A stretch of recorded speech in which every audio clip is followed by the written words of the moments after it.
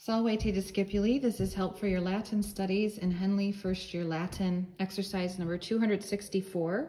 In this exercise, we will translate sentences from Latin to English, and particularly we'll be translating sentences that contain relative clauses or clauses using relative pronouns. So it will help to have your grammar book open to rule number 139. We may flip around a little bit to just double check on some rules or endings. But let's go ahead and get started with number 1, which says, Romani Christum qui erat filius Dei acciderunt. So I can see just easily set off by commas here that our subordinate clause is right here and our main clause is here. So it helps me to consider subject, verb, and anything else in each clause separately. So right away I notice that Romani is in the nominative case. It's a second declension noun, and this is plural, and it just means the Romans. So this is going to be nominative plural, and it's masculine. We can give that information too. This ending, Christum, another noun, but it's also a second declension, Christus, Christi. So us, eo, that's the accusative case. That makes this our direct object. It's also masculine and it's singular, kind of going in a different order, but just making little notes to myself. All right, and here's our verb, acciderunt. And this is a third conjugation verb.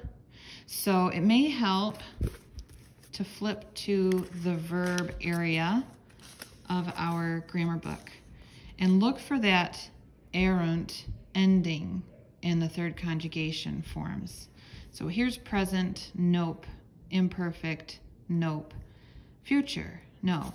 So it's not one of those, it's not in the present system. Let's look in the perfect system. We have perfect tense. There it is, erunt. This is in the perfect tense. And again, and it's with the NT personal sign that tells us it's third person plural.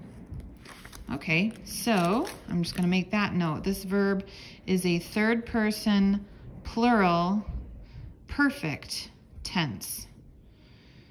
Okay, and then in our subordinate clause, we have qui, which is the subject. So that's going to be in the nominative case. We have our verb here.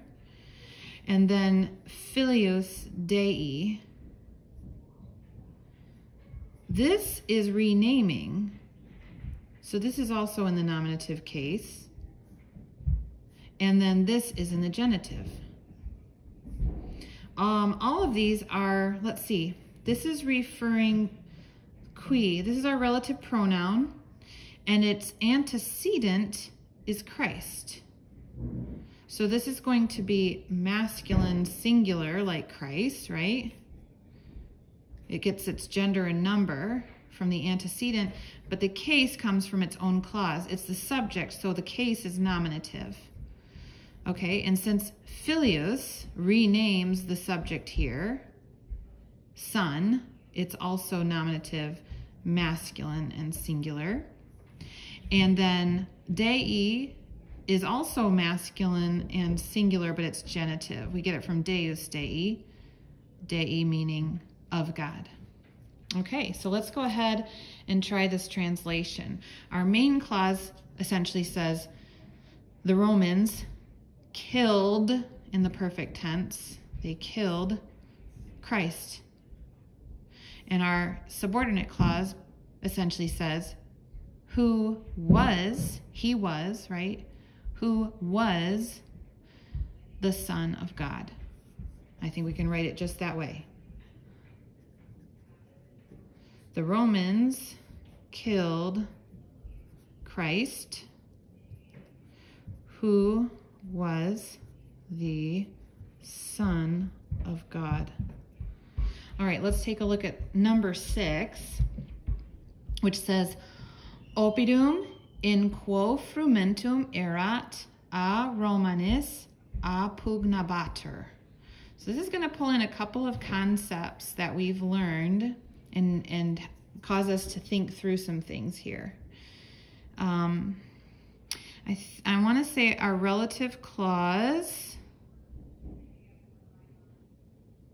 is here, in quo frumentum erat, and our main clause, oppidum a Romanis apugnabatur. Let's think about each of these words now. Let's look at the main clause first. Our subject clearly is oppidum. So oppidum is a neuter noun of the second declension. So this is going to be nominative, singular, and neuter. And then our verb here, apugnabatur, you might see this ter and be reminded that puts it in the passive voice. And you might see this ba and think imperfect, right? And the t and ter, or ris ter, makes it a third person singular, right? And this is imperfect with the ba, but it's also passive, which means that the action is happening to the subject, right? The attacking, apugna is our root word is attack. The attacking is happening to the subject, the town. And then we have this ablative of agent that tells us by whom.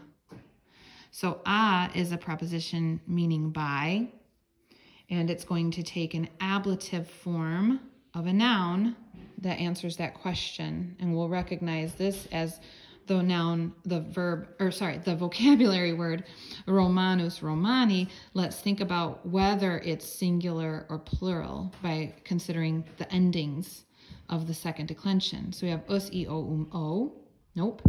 I, orum, is, os, is. There it is. This is an ablative, plural, and masculine noun. Okay, so that's our main clause. Then we have over here, in quo frumentum erat.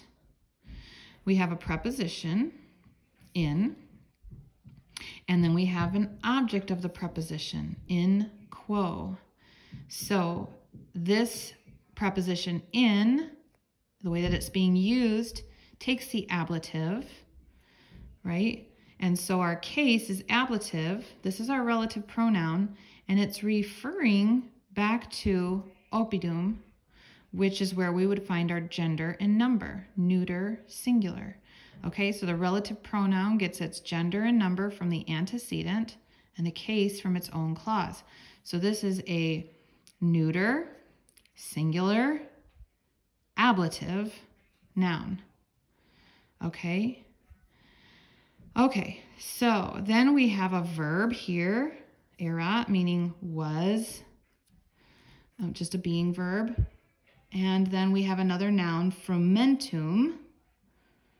Okay, there was, in which there was grain, right? So frumentum is, oh, let's see, It could be nominative or accusative. Okay, so we're going to say it's neuter, it's singular, and it's nominative? Is this, the question is this renaming which there was grain? Or is it in which there was grain was there? I'll have to check into that. But either way, I think we have our translation here. So this is telling us the town in which there was grain, we probably don't need a comma, in which there was grain was being attacked. That's how we would put that in the imperfect passive, right? Was being attacked by Romans. All right. I hope this has been helpful to you. Have a great day.